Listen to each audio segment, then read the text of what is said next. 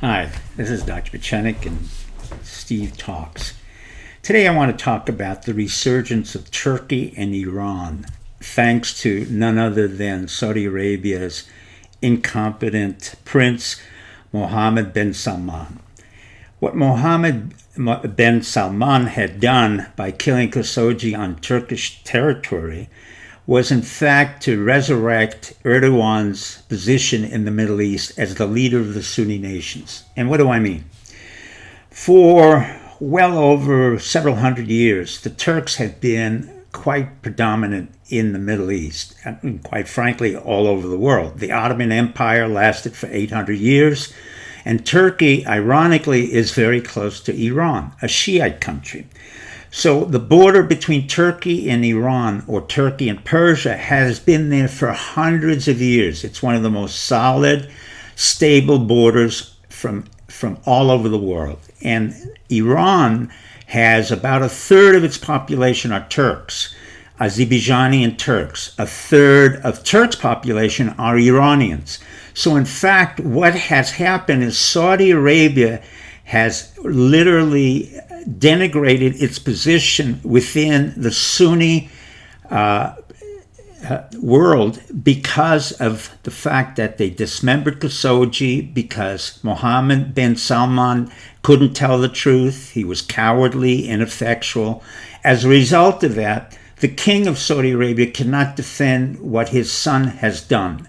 And so, in effect, Erdogan has been laying out evidence little by little, like a Chinese torture, to really say to the world, you know what? Take a look. I'm the new head of the Sunni Empire. I may not be in charge of Mecca or Medina, which are the two holy sites of Saudi Arabia for the Muslims, but in fact, I will be in charge of the Sunni world. And guess who is my closest ally? It will be Iran.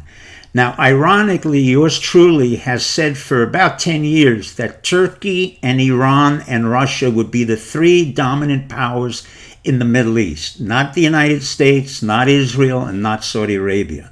The reason for that has its roots really in the fact that Turkey has been there and has been able to change with the times into the modern times. And it goes back to the time when Ataturk, the head of Turkey in the 1930s, Mustafa Kemal, or Ataturk, and his counterpart, the Shah Pahlavi of Iran, were very friendly, and they exchanged all kinds of information regarding reformation of both countries.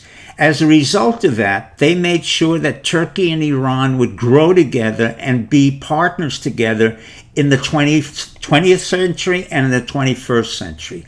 I still believe now, because of Saudi Arabia's major default as a nation state, as a legitimate nation state, it can no longer take the predominance of the Sunni power.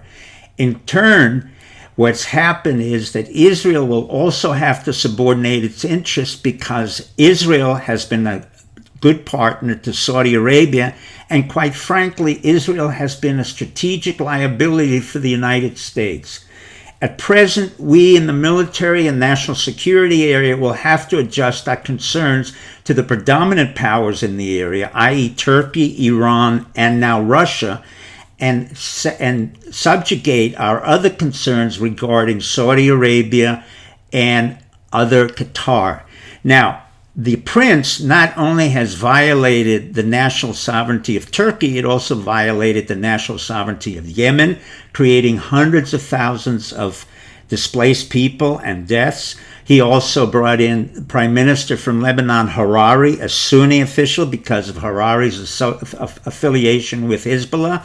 And he's also demonized Qatar, which has also been close to Iran. So Mohammed bin Salman is bye-bye. Now let me give you the quote from a writer, Stephen Kinsner, who says, Turkey will always evolve effectively because it has the capability to change very quickly. Thank you and good night.